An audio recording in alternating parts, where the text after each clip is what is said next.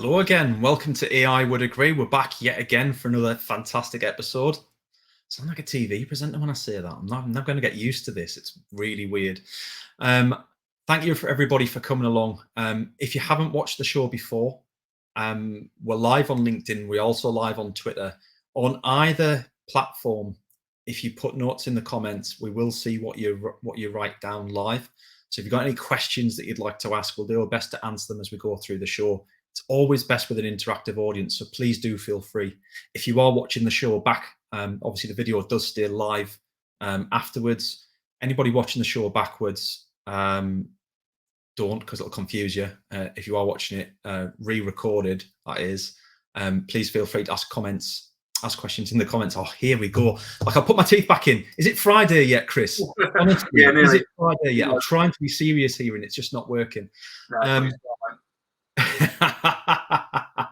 so I'm joined today by Chris Russell from Bought by Many. Fantastic to have you along, Chris. Great to have you here. Yeah, thanks for having me. We've probably talked about doing this show for some time, and just through one thing or another, we've managed to find the time to get our heads together and actually find the time to do it. But great to have you here nonetheless. Chris, I know from our many meetings together and our conversations that you've got a huge passion for not just sales, but the people that you have in your teams and personal development, not just their development, but your own and other people's. And you're always a source of really interesting actions, points, conversations, thoughts. Where did it all start, Chris? What got you into people? Oh, thank you very much. Do you know what? That's a really interesting question. I think it probably starts with I've always been like a solid B student, right? All right, hold my own. Never straight A's, never top of the class, but always pretty good. But where I have come into my own is when I've been given an opportunity to help, coach, train, supervise, kind of, and people have sort of always been, what's the answer? Well, see what Chris thinks. He might know. And I think it first started when properly in this sort of, in my current sort of guise would be when I was at an old contact center role, and I took on the natural progression. You do well on the phones, and then you become good at what you do, and then the next progression is you go onto the floor walker because you're bored of doing the phones all day because it's ringing off the hook, and actually you want something different. They know the answers, so you end up kind of patrolling around, and someone puts their hand up and says, "What do we do here?" And you go over and you help them, and somebody else puts their hand up, and the next thing you know, you're doing that full time. Yeah. And that's when I said, kind of, this actually, I quite like this, and it kind of works. And then that's kind of progressed in different roles towards being the person that the new guys would come and sit next to, sort of best practice type model, and then sort of looking after people. When I was at my first contact center, I took on what kind of helped run what they called the academy team. So that's all the brand new starters. You'd have your week training upstairs, then you'd hit the ground running on the Friday afternoon. You'd come down, get on the phones. And that was me doing the, just leaning over and helping them. So it kind of started with that, I imagine. Cool. And I think that there's an interesting point there. And a lot of people use the word coaching interchangeably for a lot of different things. Chris, what do you define as coaching? What is it in its purest form for you? And is that what you practice? Yeah. So for me, coaching is, you're right, people interchange coaching and training, and they use one word for either, but actually they're two very different things. I think training is kind of hard skills, learning what to do, teaching you something new, and the kind of repetition. Coaching is more within the person and trying to help the person come to realizations themselves and trying to kind of get their own, finding out their own technique. So training is your basics, right? That's your blueprint. That's the sort of the map of how to get, A to B. But coaching is more kind of letting them find their own route, I think, and kind of teasing out things, because you can train everybody the same. right? Because training's a fairly cut and paste kind of thing, whereas coaching is very individual, and what somebody may have to do to get the best out of you, Paul, could be the exact opposite of what it takes to get the best out of me. And if we tried the same approach with both of us, we wouldn't get the same answer. Whereas if we were training to do how to use this software, we both have to do the same thing at the same time to get the same result. Okay. So what would you say? Would you say that a good leader also needs to be a good coach, or can you be a good leader without being a good coach in your eyes? Oh, that's a good one. I think technically, I mean, you're never going to be the best. I think coaching is part of leadership. And leadership for me is, so I kind of say my job role as a team leader, which encompasses sort of coaching and management, is my role is to make sure that my team can do the best role that perform their role the best they can. So if they're the best they can do, I'm doing my job. So can you be a good leader without being a good coach? Probably not. Not a super effective one, because I think a big part of leadership is being able to inspire people to follow, right? It's leading. Therefore, if you're a leader, you need people to follow you.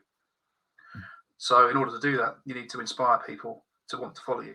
And I think a big part of that is being able to coach them and help them find their own path and work out what it is they want to do and how they want to follow you, rather than just kind of blindly obey instructions, I think. That's fair. That's fair. The reason I ask is because one of the things I talk to a lot of contact center leaders and senior leadership in businesses. And one of the things that comes up time and time again, and it's one of the things that we've developed our software to kind of help with, is that you start with somebody who, like you say, starts out on the phones and they've got great potential. They do really well at that role, but that doesn't necessarily make them good at the next role that they go in to do.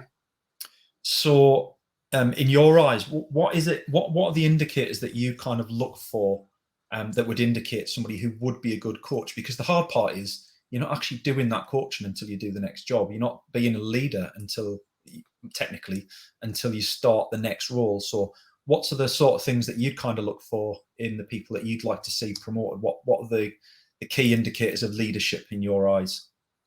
Yeah, I mean, so you're right.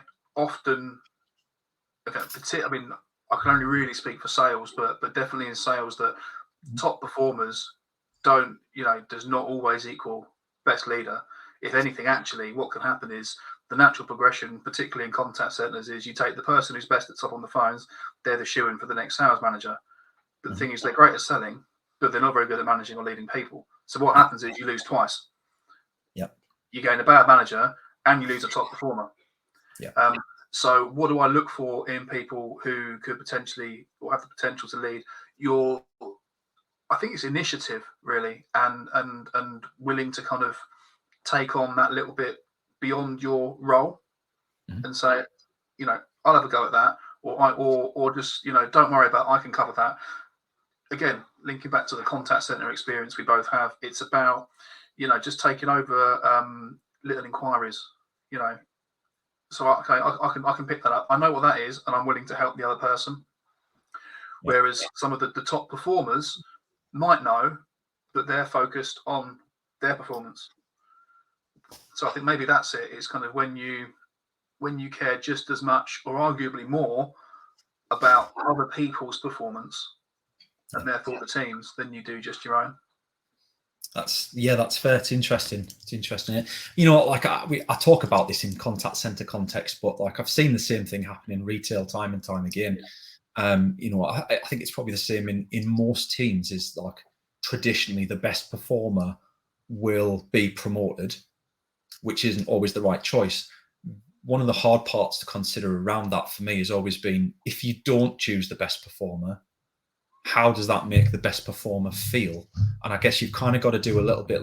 This is where coaching your team's really effective, because in that coaching time, and I'm sure you'll agree, Chris, is where you kind of set those expectations that this is what's going to happen. And whilst you are the top performer, leadership probably isn't for you, or you've got some work to do before you get to that leadership position, and they've got to have a clear understanding of that path that they've got to follow, so that you then don't ruin the team flow and the team community that you've built by promoting somebody or giving the opportunity to somebody who's maybe not the strongest performer in terms of metrics.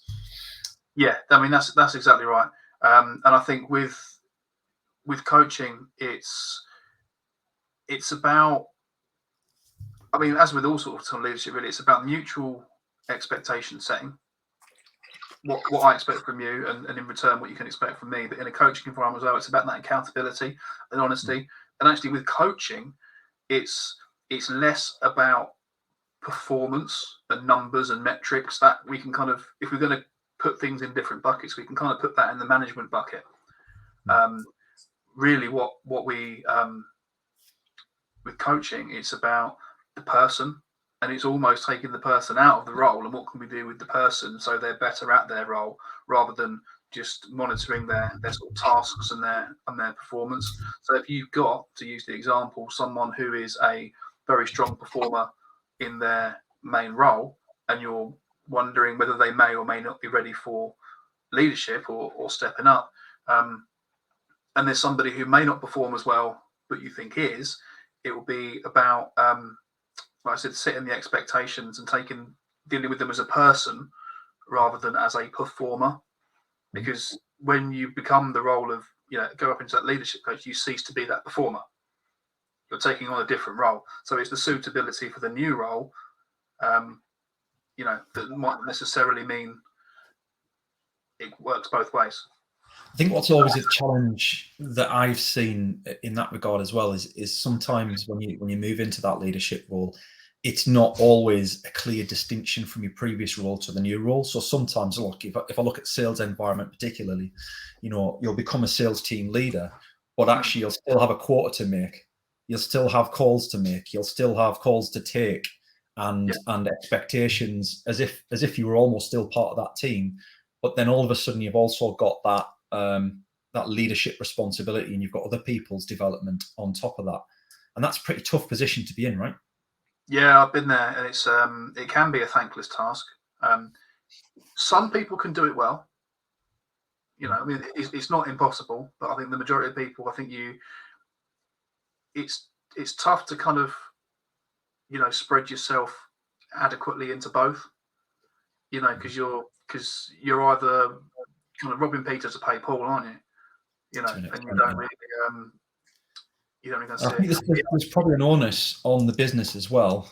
Like a lot of businesses do also forget that you aren't instantly a good coach at the point you become a leader. And we forget about that. Like, and it's easy to forget. Like, it's not something any business. I don't think I've seen many businesses. I'm not going to say any, but many businesses that are set up to develop their coaches well. Like, they develop leadership and management quite well. They have a lot of learning capability. They have a lot of coaching capability, but nobody ever does the coaching element really well in my eyes, or very few. Yeah, I mean, I'd say that's probably a fair assumption. And I think from my experience internally and externally, very few people have their first management or coaching role as an external. Almost everyone's first one is when they've gone up internally. And you often find that it tends to be one extreme or the other. You either kind of get boosted up internally and, you know what you're doing, you've got the role, we think you're fine, off you go, with little or no management coaching training, or they throw everything at you and then you don't actually do anything for ages because you're coaching, but you come back ready to perform. And I think that's something that maybe, I think definitely the contact center industry, retail as well. I mean, my retail experience, I worked for a multiplex cinema chain. That's where I kind of cut my teeth in sort of management. I had a very good sort of mentor and role model there. I don't know if she'll watch behind that. And because she was great, she kind of taught me a few good lessons about, what to do and kind of how to conduct yourself. But particularly when it comes to the contact center side of things, it's really tricky to make that first step up without a little bit of extra help.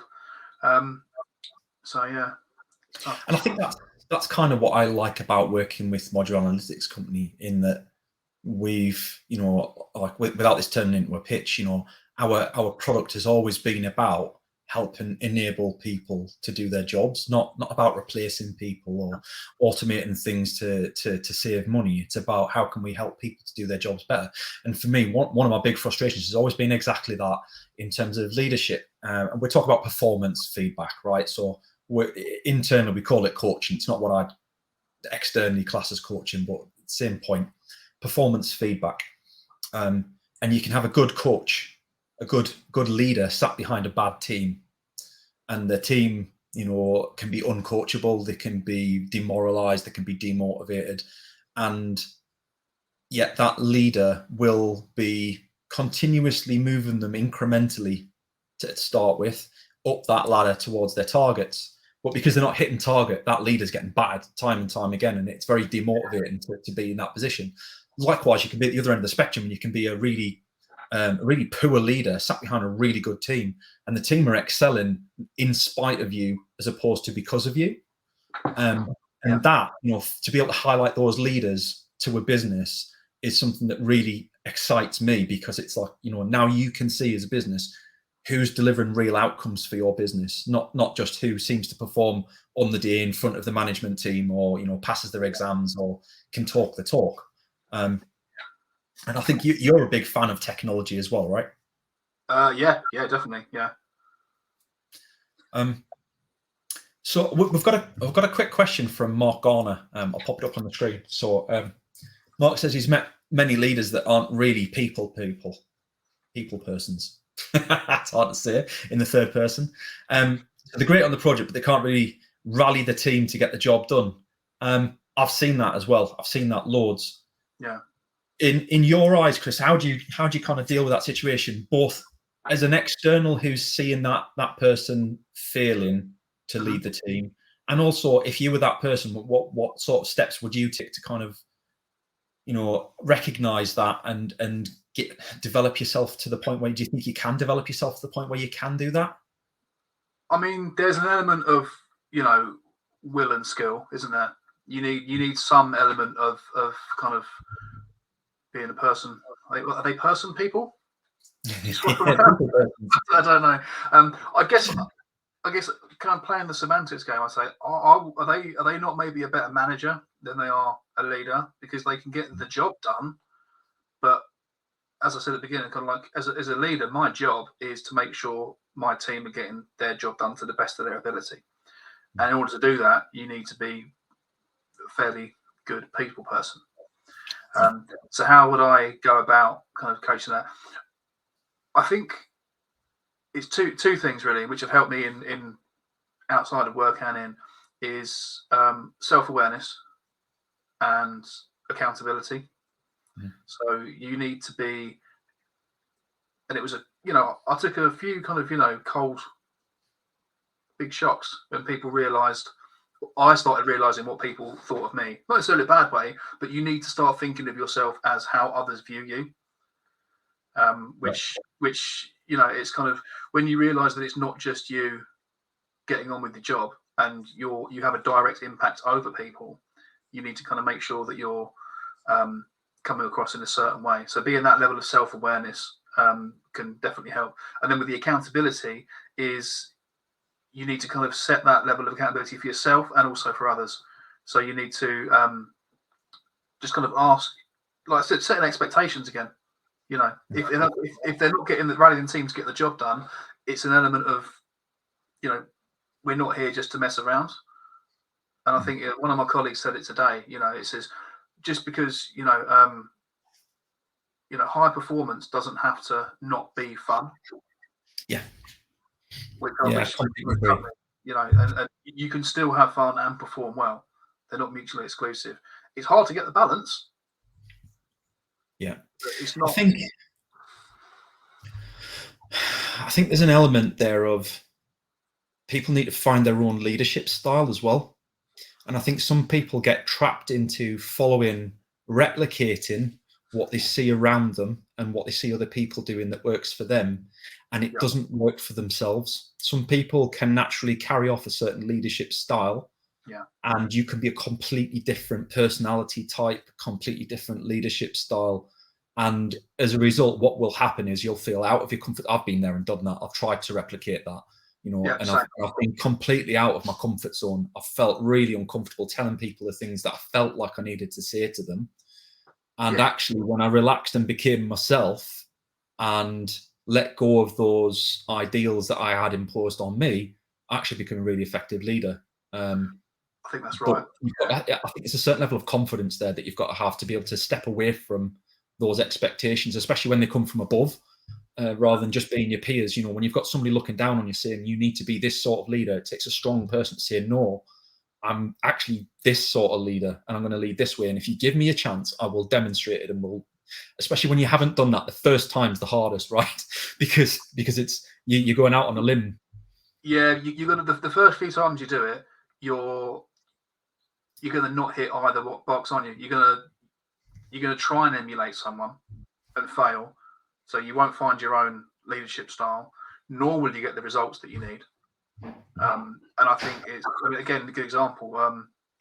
My old cinema boss, she's got a very different management style to me, but we both adhere to the same core principles. We execute them differently, but what we're actually doing is the same thing. And she's got a very different approach to I would. Are we both effective? Yes, but when you go into that, especially first time round, it's trial and error, and it's like anything when you're learning. You need to get burnt a few times and go, oh, I won't do that again, and listen and remember. And the key thing again is self-awareness. Remember what worked. Remember what didn't work. And to bang the accountability drum again, just keep holding yourself accountable to it and make sure that you do. It's fair. It's all fair points, Chris. I think we could probably talk leadership for the rest of the afternoon, to be fair. Like, we've discussed this before, and I think there's so many nuances in it. You can look at, and that's why there's so many leadership coaches and all sorts of different kinds of consultants and stuff that go around this. But ultimately, it's very, very simple. You need to do whatever you need to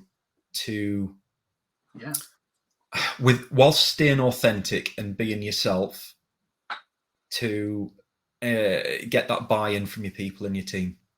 And the first time you do it will probably feel uncomfortable, regardless of what leadership style you take, because it'll be a step outside your comfort zone. But the more you do it and the more you see the results come, but it's like going to the gym, right? You can't just do it once and expect to see a result. You've got to keep doing it for a while to see what the impacts are. And you can only really measure that through the responses of your team. Yeah, that's exactly it. And it is trial and error. And again, going back to the different methods, it's not one size fits all. So you can kind of wear a leadership hat and kind of lead people generally, but different people are going to need different approaches. Yeah. And I think it's about, like you said, it's the nuance, and it's about recognizing that. But first of all, you've got to find out what those approaches are. That's another half hour in itself, isn't it? Well, yeah, that's kind of one of the things I was going to lead into, Chris, because I know you're very passionate about self-development as well. So it's not just about the development of your people, but you're always sort of, you've done the one-man book club thing for quite a while now, and I quite enjoy seeing the posts on the different books. I don't always get time to open them, but it's nice to kind of have them on my radar as to that's maybe something I can look at next. But kind of, how much time a week do you put into self-development yourself? Like, what does it look like? I mean, I'd love to say that I've got a really nice, planned out day, and I'm one of those, I'm a member of the 5 a.m. club and that sort of stuff, because I'm not. It's as and when, right? And that's the good thing about it, is a lot of the sort of stuff that I've kind of taken in my journey has been that you just grab little bits here and there. We all live busy lives.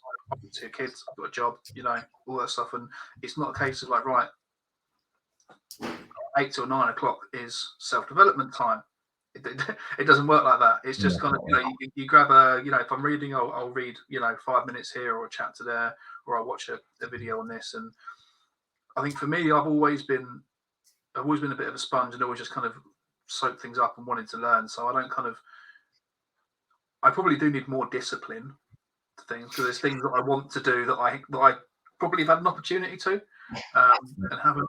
But one of the authors actually, who might watch this again, John Lammerton, he wrote a great book, Routine Machine, and it's the whole process of, oh, I must find the time to do that, and it was like, well, you don't find time, you make time, because we've all got the same. Is it Warren Buffett? I think that quote's attributed to, is like, we've all got the same amount of, I choose to do things differently. We've all got the same amount of time, right? So you sacrifice something for something else. I think that's it. I think if it's important enough for you, you will make time to do it. And my missus is a personal trainer, right? And she works out every single day, almost every single day, but like 5-6 days a week minimum. Very little puts her off doing that. We've got the wedding coming up in July, so we're getting married in July, and she's like very focused on fitting into that wedding dress. And I'm like, for the last, I mean, we've put the wedding off for like nearly 3 years now, right? Because of COVID and stuff. So I'm kind of, I've put weight on because I've started working from home, and I've gone the other way. I used to train like really regularly with her, and she was like, "Well, come and train with me, like eat healthy with me." And I'm like, "I'm not ready for it yet." And she's like, "What do you mean you're not ready for it?" Like when I'm ready to do it, then I'll make the time to do it. And I've sort of committed since January to much more exercise and stuff like that. And I'm there with the exercise. Food, diet's probably got some work to do on it. But again, like I knew I wasn't ready to do it before. Like the exercise was out the window because I just wanted to spend time with my son, and I wanted to spend time with the family. Since Christmas is out the way, and now I feel like I'm ready to get back to it. And I think that's the takeaway point for those watching at home, is like, if you're not committing to the self-development, you're not ready for it yet. And that doesn't mean don't do the self-development. It means you need to find out why you don't think it's important enough. Yeah, that's exactly it. You need to. It took me a long time to kind of realize that when I thought I wanted it, I didn't. And then all of a sudden, it's like one of those things that, you stop focusing on it and stop concentrating on it. And then life, comes around and you go, oh, okay, now it's time.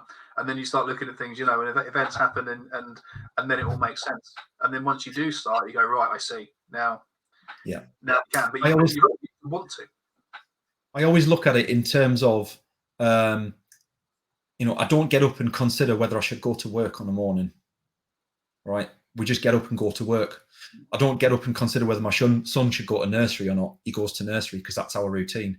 So kind of getting to the point of, right, exercise is part of that routine. 5 o'clock, finish work, 5:15, whenever, go and do the exercise.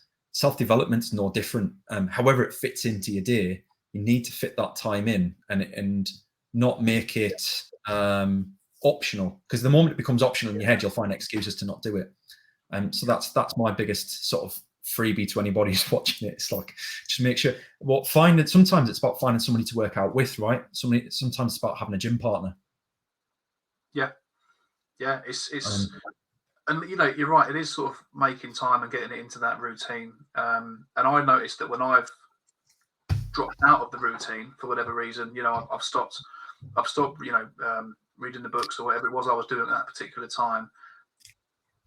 Once you're further into it, you tend to notice the gap earlier, and it's easier for you to pick it up again. I haven't actually just read it. No, I really must do. I won't watch that. I'll read this or whatever. But yeah, so it's about just kind of finding that sort of drive and push, isn't it? And because ultimately you have to do it yourself, right? No one's going to do it for you. No, exactly. And doing some is better than none. Also, Chris, I have to say, like, very brave of you to come along today onto the show. I appreciate your first live appearance, so well done for taking part. And also, like, from my perspective, it's also really hard to talk about your leadership style when you've actually got a team that you're currently leading, because it means it's got to be really true, otherwise they're going to call you out on it. And I had no qualms in bringing you along to the show, because I know you're that sort of person. I know you just say it how it is anyway. But well done for kind of being able to express what you believe about leadership and sales in particular, in an open environment where people will see it. And I think, hands on heart, I think if I was a member of your team, I'd be quite proud that you're up on stage reflecting us. Bless you. So thanks very much for coming along. Great to have you on the show. It's been a blast. We'll have to do it again sometime. Yeah, definitely. I think everybody's getting return tickets to my show. I love everyone. If you're watching the show and you've enjoyed it, brilliant. Thanks for coming along. I hope everybody did enjoy it. Thanks for the question, Mark. Really appreciated it. It was good to be able to answer a question live. Anybody wants to come along and ask some more questions, obviously the video will stay live on LinkedIn. Please just drop the questions into the comments and we'll come along and do our best to give you the answers. I wanted this show to be not just about, we spend a lot of time talking with senior people, with founders and exec directors and lots. But like for me, there's a lot to be said for like the lower levels of management, and that's where the pinch point is in a lot of places, and it's the hardest job in my eyes, is that first level, second level of management leadership, where you're still kind of learning that. So I'm really pleased that we were able to kind of put this out there today, Chris. Thank you, mate. Next week's show, if anybody wants to come along to it, hopefully some of you do. We're going to be talking to a very different sort of guest on the show, Steve McCann, who has a fantastic background in distributed working. I cannot wait to see some of the reactions to the stuff that Steve will be able to talk about next week. But I'm sure if you're available at 3 o'clock next Thursday, guys, would love to see you there. Fingers crossed you'll be there as well. Thanks for your time, everyone. Bye-bye.